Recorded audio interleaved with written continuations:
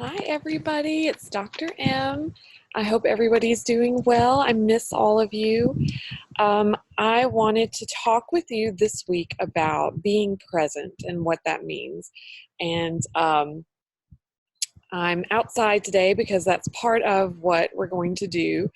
And with all that's going on, I think we spend a lot more time on technology than we used to, and getting used to, and your parents and caregivers and even you are trying to get used to this whole new world and lifestyle with technology.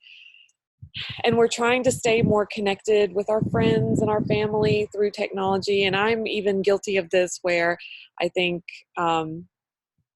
I start paying more attention to that than paying attention to what's going on in the present. I know that with a lot of us, with a lot of classes, I've talked about being present before and what that means.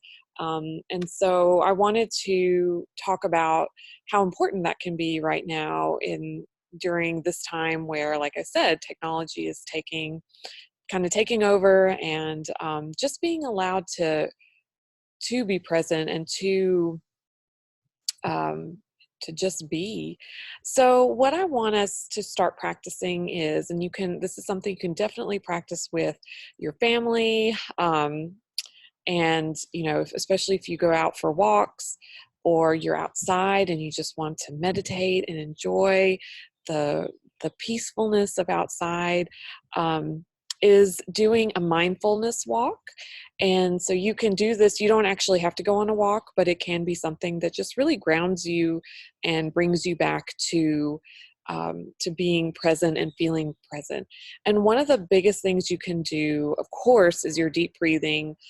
One thing I've found is that my breathing is a lot more shallow, meaning I'm not taking those big, deep cleansing breaths and releasing. So I want you to try doing that, making sure you do that. The next thing is, like I said, the mindfulness walk. So when you're taking a mindfulness walk, that means you're paying attention to, not to your phone or to things that can be distracting, but to all the different beautiful things that are out in nature. So for example, I'm sitting outside right now and I'm hearing the birds chirp. I'm listening to the wind rustle through the trees. I'm feeling the coolness in the air right now.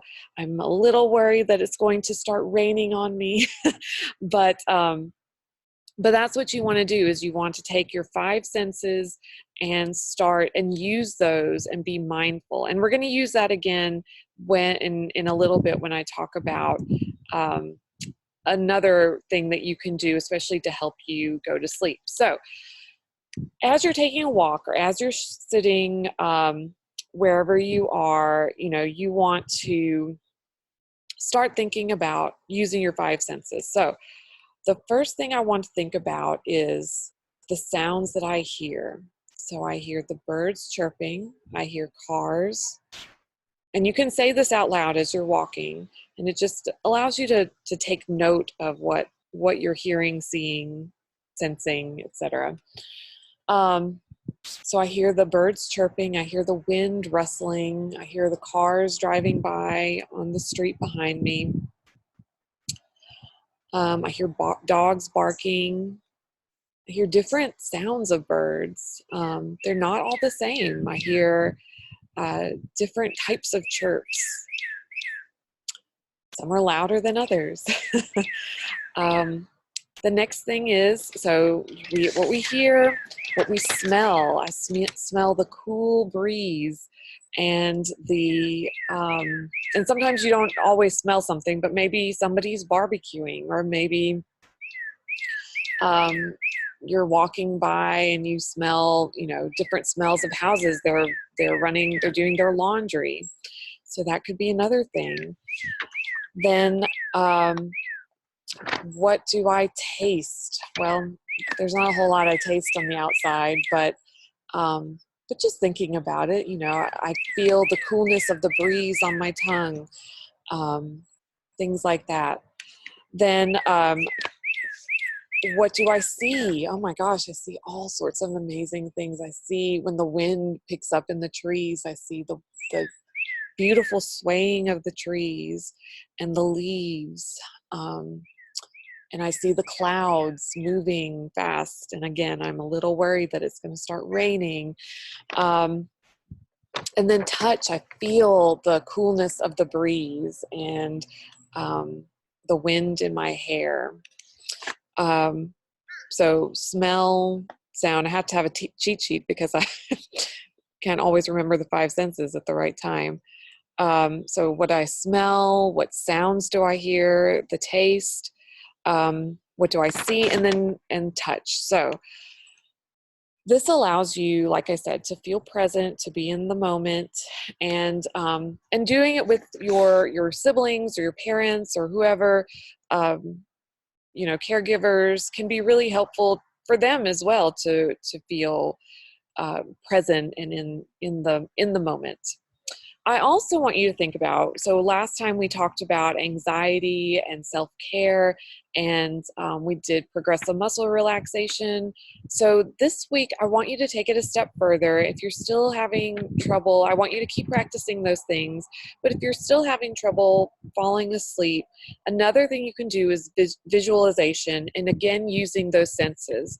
So when you're doing your deep breathing, think about a place that you enjoy going to. So this could be the beach, this could be the mountains, it could be camping, it could just be at home, but a place that is meaningful to you.